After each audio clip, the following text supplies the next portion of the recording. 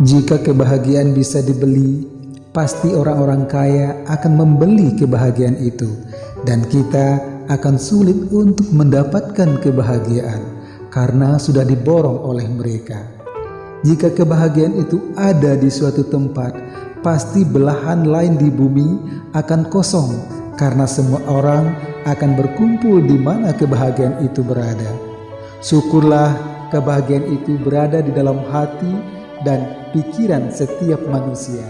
Jadi kita tidak perlu membeli dan pergi mencari kebahagiaan yang jauh. Yang kita perlukan adalah hati yang bersih dan ikhlas serta pikiran yang jernih. Maka kita bisa mencapai di mana rasa bahagia dimanapun dan kapanpun. Kebahagiaan itu hanya dimiliki oleh orang-orang yang dapat bersyukur.